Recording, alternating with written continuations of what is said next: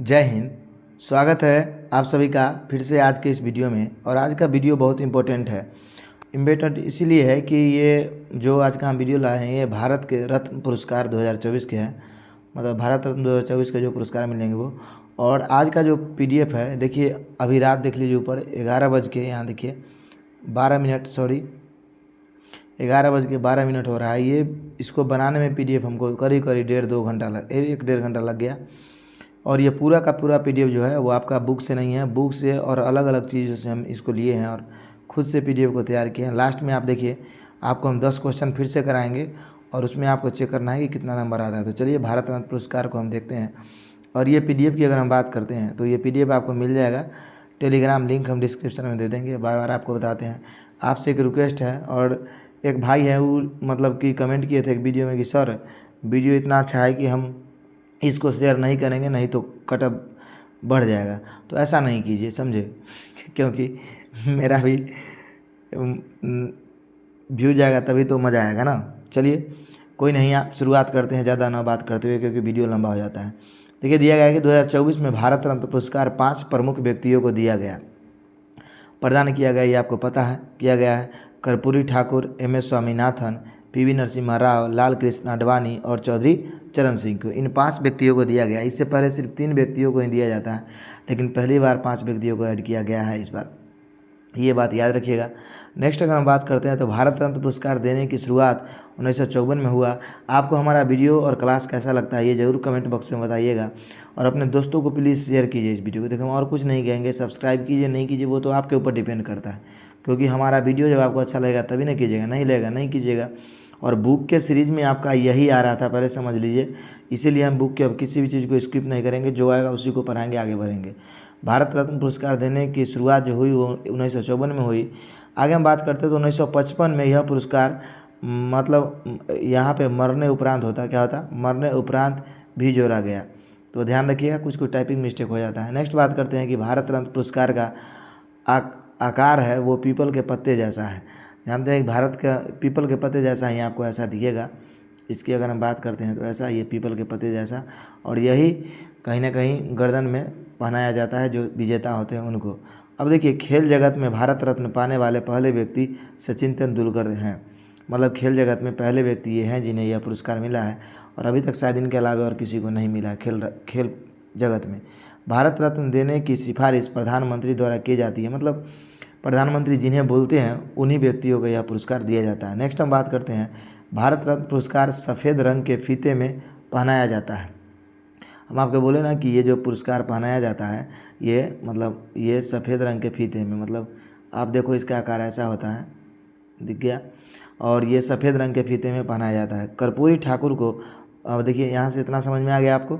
अब नेक्स्ट हम बात करते हैं, सबसे पहले जो हमारे पर्सन हैं 2024 में पाने वाले वो है कर्पूरी ठाकुर। और यहाँ से प्रश्न आपको देखने को जरूर मिलेगा, एक प्रश्न या 2 प्रश्न एग्जाम में देखने को जरूर मिलेगा। कर्पूरी ठाकुर को भारत रत्न क्यों दिया गया है? तो देखिए, कर्पूरी ठाकुर जिन्हें जननायक कहा जाता है, जननायक मतलब जनता के बीच ये नायक कितना अच्छा काम किए थे कि हो गए थे, जननायक कहा जाता है, ने बिहार में समाज के वंचित वर्गों के लिए आरक्षण नीति लागू की थी। उन्होंने OBC और आर्थिक रूप से पिछड़े वर्गों के लिए 26% आरक्षण मॉडल पेश किया था, जिससे सामाजिक न्याय की बढ़ावा मिला। अगर हम बात करते कर्पूरी ठाकुर का, तो इनका जन्म 24 जनवरी 1924 को हुआ था। और कर्पूरी ठाकुर के बारे में आपको अच्छा से अच्छा ध्यान रखना है, क्योंकि ये बिहार के थे और आप जो एग्ज़ाम देने जा रहे हैं वो भी बिहार के ही देने जा रहे हैं, तो इनसे पॉइंट थोड़ा ज़्यादा याद रखना है। कर्पूरी ठाकुर का जन्म 24 जनवरी 1924 को बिहार के समस्तीपुर में हुआ था। इनके पिता का नाम गोकुल ठाकुर एवं माता का नाम मतलब देखिए क्या था, पितोजिया। क्या नाम था? पितोजिया। मतलब गोकुल ठाकुर और पितोजिया इनके माता पिता का नाम था, पिता माता का नाम था। 1952 में सोशलिस्ट पार्टी से, मतलब सोशलिस्ट पार्टी था इनका, जिससे ये पहली बार ताजपुर के निर्वाचन क्षेत्र विधानसभा से चुनाव लड़े थे। और आपको एक खास बात हम बताते चले कि हमारे घर से ये ताजपुर 20 किलोमीटर की दूरी पर है, समझे। तो हम इसी एरिया से बिलोंग करते हैं। ये ज़िला से हम नहीं बिलोंग करते, क्योंकि समस्तीपुर ज़िला लेकिन हमसे ही सटा हुआ ज़िला है। नेक्स्ट बात करते हैं, यह 2 बार मुख्यमंत्री एवं 1 बार मुख्यमंत्री बिहार के रह चुके हैं। मतलब 2 बार, सॉरी, यहाँ 2 बार मुख्यमंत्री और 1 बार उप मुख्यमंत्री बिहार के रह चुके हैं। इनके बारे में बात करते हैं तो वे बिहार के पहले गैर कांग्रेसी मुख्यमंत्री थे। और गैंग करोसी मुख्यमंत्री थे, इसलिए कहीं ना कहीं पर ध्यान भी गया है, समझे। तो इनको यह मिला। आगे हम बात करते हैं, वर्ष 1978 में उन्होंने एक आरक्षण मॉडल पेश किया, ये तो हम आपको बता ही दिए, जिसमें 26% आरक्षण देने का प्रावधान उन्होंने किया था। नेक्स्ट हम बात करते हैं कि बिहार की दूसरी राजकीय भाषा उर्दू बनाने का काम इन्होंने किया था। मतलब बिहार का जो हमारा उर्दू दूसरी राजकीय भाषा है, इसको लेकर भी इन्होंने यह बल दिया था, इन्हीं की वजह से यह भाषा भी जुड़ा। तेलंगाना की भी द्वितीय भाषा है वो है उर्दू, याद रखिएगा। नेक्स्ट हम बात करते हैं, बिहार में भारत रत्न पाने वाला यह चौथा व्यक्ति बने हैं। मतलब अभी तक बिहार के टोटल 3 व्यक्तियों को मिल चुका था, जिसमें से ये चौथा व्यक्ति जुड़ गए हैं पाने वाले। अब हम नेक्स्ट बात करते हैं नेक्स्ट व्यक्ति का, MS स्वामीनाथन। इनके बारे में आप जानते ही हैं। MS स्वामीनाथन को भारत रत्न हरित क्रांति के जनक के रूप में माना जाता है। मतलब MS स्वामीनाथन को भारत के हरित क्रांति के जनक के रूप में जाना जाता है। आप हरित क्रांति जानते हैं, क्योंकि इन्होंने हरित क्रांति 1967 से 68 में लाया था। अगर हम बात करते हैं, उन्होंने नई तकनीकों और उच्च उत्पादकता वाले फसल किस्म विकास योगदान दिया, जिससे भारत के कृषि आत्मनिर्भर बन गए। आपको मज़ा आ रहा है कि नहीं आ रहा है, ये ज़रूर बताइएगा। और इसमें कोई ट्रिक नहीं मिलेगा, इसमें ट्रिक देने वाला बातें नहीं है आपको, ये तो एक किताब की तरह जिससे पढ़ना है। इनका जन्म तमिलनाडु के कुंभकोणम में हुआ था। MS स्वामीनाथन को कई प्रकार के पुरस्कार मिले थे, जैसे पुरस्कार शांति पुरस्कार, पद्म विभूषण हो गया, पद्म श्री हो गया इत्यादि। और उसके बाद आइंस्टीन पुरस्कार भी इनको मिल चुका है। तो इन सभी पुरस्कार इनको मिला था, मतलब MS स्वामीनाथन को। और MS स्वामीनाथन से आप काफ़ी परिचित भी हैं।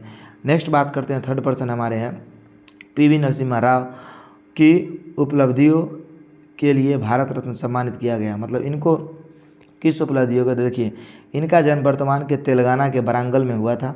तेलंगाना में वर्ष 1991 से 96 के बीच भारत के 9वें प्रधानमंत्री रहे थे।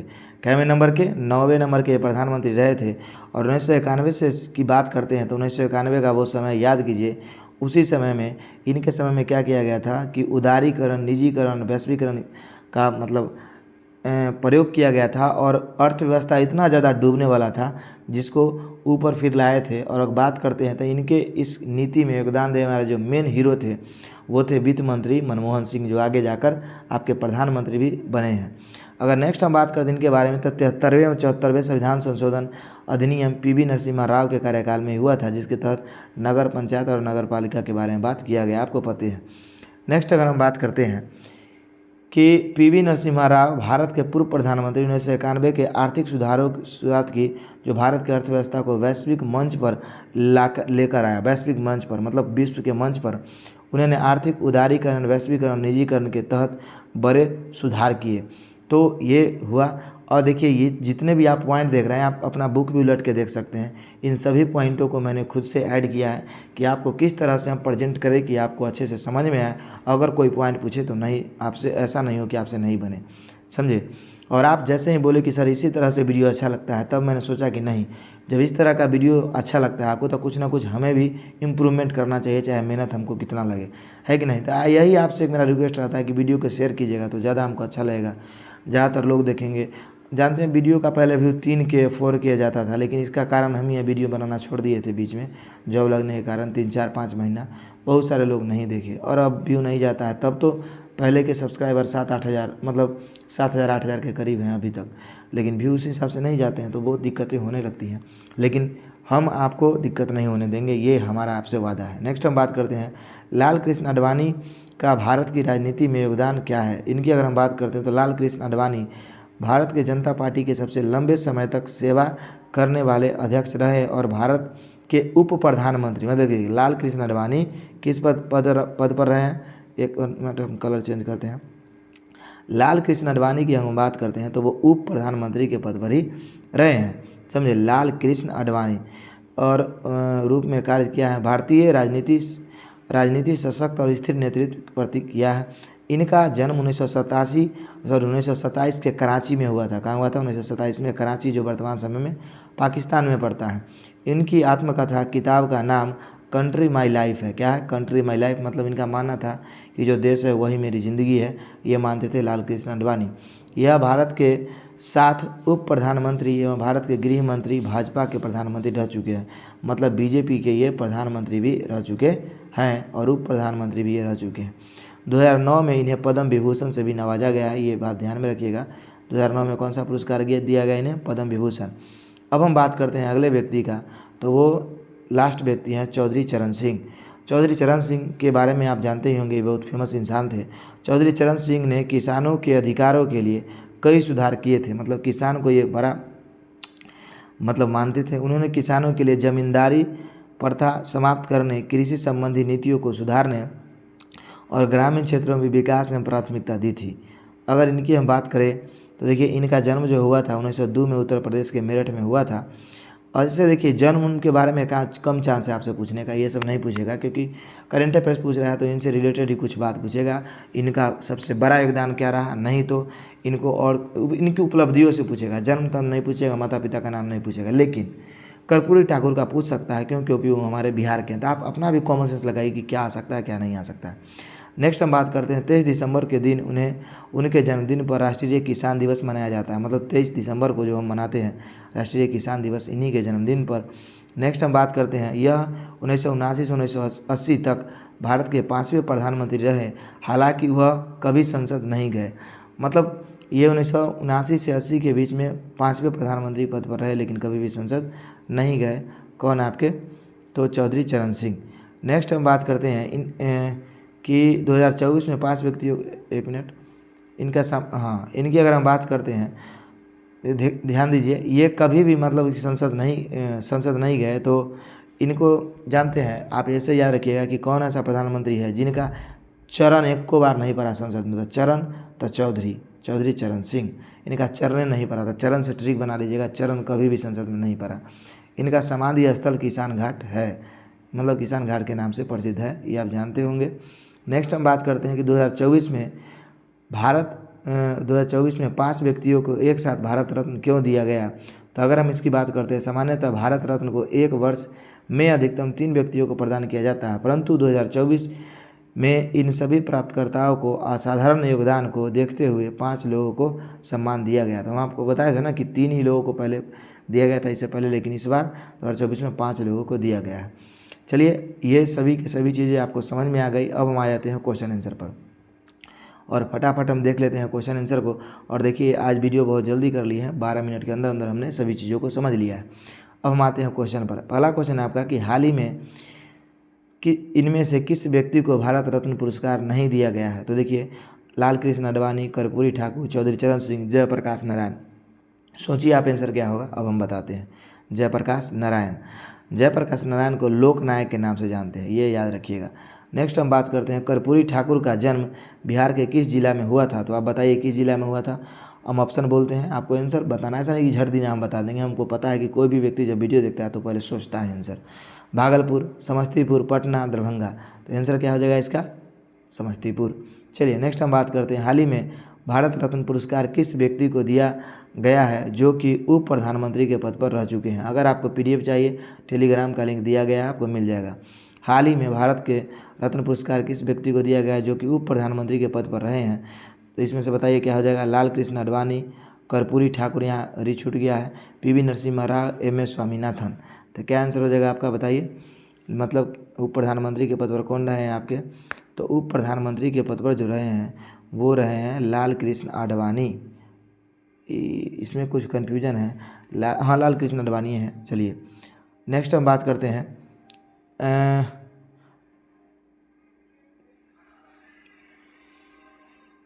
एक मिनट रुकिए।